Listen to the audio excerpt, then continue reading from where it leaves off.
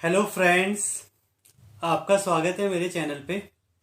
तो ये वीडियो खासकर उन बच्चों के लिए है जो अभी अभी पीएचडी इंटरव्यू के लिए सिलेक्ट हुए हैं और वो ये जानना चाह रहे हैं कि क्या बातें हैं जो उनको ध्यान में रखनी है इंटरव्यू देते समय और क्या उन्हें प्रिपरेशन करना चाहिए इंटरव्यू के लिए। तो सबसे पहले तो मैं आप सभी को ये कहना चाहूँगा, जो भी इंटरव्यू के लिए सिलेक्टेड हुए हैं उनको कॉन्ग्रेचुलेशन। जैसे कि मैंने आप सभी से कहा था, ये एक बहुत अच्छी अपॉर्चुनिटी है। जितना आप फॉर्म भरेंगे, अगर आप 10 फॉर्म भरते हैं तो 3-4 में आपको ज़रूर मौका मिलेगा और आपको मिल रहा है, तो मुझे बहुत खुशी हो रही है। अब सेकंड थिंग, मैं आपसे माफ़ी भी मांगना चाहूँगा। कई बच्चों का इंटरव्यू हो भी चुका है और मैंने वीडियो बनाने में बहुत लेट कर दी, पर फिर भी ये वीडियो मुझे लगता है अभी भी बहुत लोगों के काम आएगी और अभी भी बहुत ज़्यादा इंटरव्यू हैं जो रह रहे हैं। चलिए आते हैं अब मेन मुद्दे पर।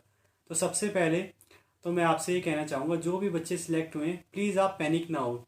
मैं देख रहा हूँ बच्चे बहुत ज़्यादा पैनिक हो जा रहे हैं और आपको लग रहा है कि इंटरव्यू में क्या ही पूछेंगे, कैसा इंटरव्यू होगा, और आप बहुत ज़्यादा डर जा रहे हैं। यहाँ पे उन सब बच्चों को मैं ये कहना चाहूँगा, देखिए अगर आप इंटरव्यू में सिलेक्ट हो गए हैं ना, तो ये अपने आप में एक बहुत बड़ी बात है और आप प्लीज़ इसे समझिए। जैसे कि मैंने आपको पहले भी समझाया था कि इस बार जो कंपटीशन है वो बहुत लेस है। अगर आप सिलेक्ट हो गए हैं तो आपके बहुत ज़्यादा चांसेस भी हैं कि आपका फाइनल सिलेक्शन भी हो जाएगा। बस ज़रूरत है कि आपको खुद को रिलैक्स रखना है और जो भी आपकी इंटरव्यू की प्रिपरेशन है उसे अच्छे से करना है।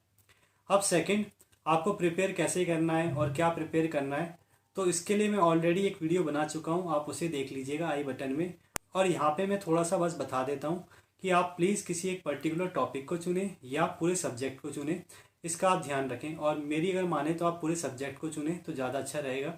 आप पहले क्लियर कर ले खुद से कि आप किस सब्जेक्ट में सबसे ज़्यादा स्ट्रांग हैं, चाहे वो इनऑर्गेनिक हो या फिजिकल हो या ऑर्गेनिक। हर चीज़ है, आप सॉरी कहना सीख लीजिए। सॉरी कहने का मतलब मेरे यहाँ से ये है कि आपको जो भी ना आए प्लीज़ आप सॉरी कह दीजिए। मतलब आप ये ना डरे कि मुझे नहीं आ रहा है तो मुझे बताना ही है, या आप पैनिक हो जाए कि मुझे नहीं आ रहा। मैं तो आपसे ये कहूँगा, अगर आपको लगातार 2-3 क्वेश्चन भी नहीं आ रहे हैं तो आप सॉरी बोल दीजिए और ये बोल दीजिए कि हाँ मैं इसको इंटरव्यू के बाद देखूंगा। मतलब गलत जवाब देने से बढ़िया है आप मना कर दीजिए कि आपको वो चीज़ नहीं आती है। फोर्थ पॉइंट है, मेल का काफ़ी इशू आ रहा है। आप जानना चाह रहे हैं कि आपको मेल करनी चाहिए प्रोफेसर को या नहीं। तो मैं कहूँगा, देखिए जनरली वैसे मेल करना या नहीं करना दोनों बराबर ही चीज़ है, मतलब इससे ज़्यादा फर्क पड़ता नहीं है। पर इस बार का जो इंटरव्यू हो रहा है, इस सेशन में जो इंटरव्यू हो रहा है, यहाँ पे नंबर ऑफ़ कैंडिडेट लेस हैं, तो इसीलिए अगर आप मेल कर देते हैं तो मुझे लगता है कि एक अच्छी अपॉर्चुनिटी है और एक अच्छा मतलब चांस बन जाता है आपका, अगर आपकी प्रोफेसर से बात हो जाती है तो। क्योंकि नंबर ऑफ़ कैंडिडेट लेस हैं, अगर आप इंडिविजुअल प्रोफेसर को मेल कर देते हैं और आपका रिसर्च इंटरेस्ट मैच कर जाता है, आपके बहुत ज़्यादा चांसेस हैं कि आप इंटरव्यू में सिलेक्ट हो जाएं। तो हाँ, अगर आप मेल करना चाहते हैं तो आप ज़रूर मेल कीजिए। हाँ, ये भी है कि अगर आपको नहीं समझ में आ रहा है कि आपको कहाँ जाना है और मतलब किसको मेल करें, तो प्लीज़ आप मतलब पैनिक भी ना होए कि ऐसा भी नहीं कि अब मैंने बोल दिया तो आप ज़बरदस्ती किसी को मेल कर दें। मतलब जैसे कि मैं हमेशा बोलता आता हूँ कि ये दोनों ही चीज़ बराबर है कि आप मेल करते हैं या नहीं करते हैं, तो इसीलिए इसके लिए भी आप पैनिक ना हो। 6 पॉइंट है, देखिए आपका रिसर्च बैकग्राउंड रहा है या नहीं रहा है, या आप जिसमें भी रिसर्च करने जा रहे हैं या जिस भी टॉपिक में आप सिलेक्ट हुए हैं उसका आपको पता है या नहीं पता है। देखिए मैटर नहीं करता है, मैटर ये करता है कि आपसे जो क्वेश्चन पूछे जा रहे हैं केमिस्ट्री के, वो आते हैं कि नहीं आते आपको।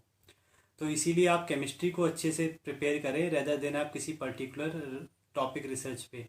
आप किसी रिसर्च के टॉपिक को तभी पढ़ें जब आपने किसी पर्टिकुलर प्रोफेसर को मेल कर रखा है और आपने कह रखा है कि आपको इंटरेस्ट है, तब आप जाके थोड़ा सा उस टॉपिक को देख लें, और वो भी उसका सिर्फ बेसिक्स, ठीक है। पर अगर आपने किसी से कोई बात नहीं कर रखी है रिसर्च के रिगार्डिंग, तो मैं आपसे यही कहूँगा कि आप प्लीज़ सिर्फ केमिस्ट्री को पढ़ें और उसकी टेंशन आप ना लें कि आपने पहले रिसर्च की है कि नहीं की, ये आप जो आगे करने वाले हैं उसके लिए आपको पता है कुछ या नहीं। नेक्स्ट पॉइंट है, मैं आपसे कहूँगा रिजल्ट का भी आप पैनिक ना करिए। देखो रिजल्ट जनरली आपका मेल पे आ जाता है और जब भी आप सिलेक्ट होंगे आपको मेल पे खुद पता लग जाएगा, और कुछ कुछ आईआईटीज़ में लिस्ट भी आती है तो लिस्ट में आपको पता लग जाएगा। जैसे आपने देखा होगा आपका इंटरव्यू में सिलेक्शन हुआ था तो कुछ आईआईटीज़ में मेल से आया है, कुछ में लिस्ट आई है, तो उसी तरह रिज़ल्ट का भी होगा। इसलिए आप ये पैनिक ना करें कि सर रिज़ल्ट कब आएगा या रिज़ल्ट आया कि नहीं, वो आपको पता लग जाएगा और जनरली 10 to 15 डेज़ में हर चीज़ क्लियर हो जाती है, तक मुझे पता है। सेकेंड लास्ट पॉइंट मैं आपसे ये कहना चाहूँगा, प्लीज़ आप जब भी इंटरव्यू दें तो उसमें झूठ ना बोलें, यानी आप कोशिश करें कि आप जैसे हैं आप खुद को वैसे ही रिप्रेजेंट करें, या आप जो भी कर रहे हैं आप वैसे ही चीज़ों को बताएं। मतलब अगर आप पढ़ा रहे हैं तो आप ये बताएं कि हाँ मैं पढ़ा रहा हूँ, और नहीं भी पढ़ा रहे या प्रिपरेशन कर रहे हैं नेट की तो भी बोले कि हाँ प्रिपरेशन कर रहा हूँ। यानी आप जो भी कर रहे हैं आपको वही बताना है इंटरव्यू में। मतलब आप ये ना डरें कि आपको ये सोचेगा या जज करेगा कि आप मतलब कुछ नहीं कर रहे हैं या सिर्फ नेट की प्रिपरेशन कर रहे हैं। देखो आपका ख्याल की बातें, 90% बच्चे प्रिपरेशन ही कर रहे होते हैं, और जब भी इंटरव्यू देते हैं तो वो ज़्यादातर कुछ नहीं कर रहे होते हैं। और अगर कुछ कर भी रहे हैं आप तो वो भी आप बता सकते हैं। अगर आप जितना सच बोलेंगे इंटरव्यू में मुझे लगता है वो उतना ही आपको फ़ायदा देता है, और जितना आप झूठ बोलेंगे उतना ही आपको खुद दिक्कत आने वाली है। तो इसीलिए आप इंटरव्यू में खुद को वैसे ही प्रेजेंट करें जैसे आप हैं, और जो भी आप कर रहे हैं वो भी आप ट्रूथफुल बताएं। और लास्ट पॉइंट मैं आपसे ये कहना चाहूँगा, आप बार बार पूछते हैं कि कितना पढ़े या कहाँ से पढ़े, तो मैं आपसे यही कहूँगा आप जिस भी टॉपिक को चुनते हैं या जिस भी फील्ड को आप चुनते हैं, ऑर्गेनिक इनऑर्गेनिक और फिजिकल, तो आप जहाँ से भी पढ़ रहे हैं आप सिर्फ उसी को पढ़ें।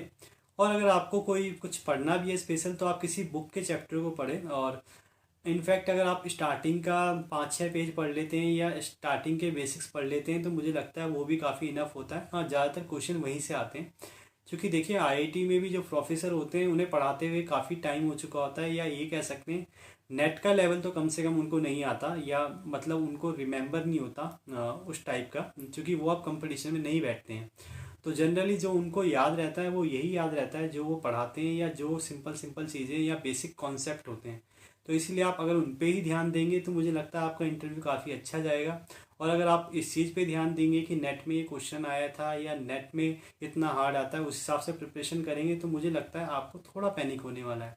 तो इसीलिए आप जो भी पढ़ें या जहाँ से भी पढ़ रहे हैं उसको ही अच्छे से पढ़ें, उसको ही अच्छे से रिवाइज करें। और अगर आप को नहीं पता है तो मैं आपसे यही कहूँगा आप किसी पर्टिकुलर बुक को लें, उसी से पढ़ें।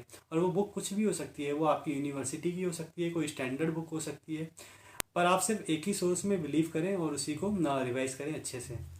तो आई होप आपको ये वीडियो पसंद आई होगी और ये आपके काम भी आएगी। तो आगे भी ऐसी इन्फॉर्मेटिव वीडियो देखने के लिए वीडियो को लाइक करें, शेयर करें और चैनल को सब्सक्राइब करें। Thank you.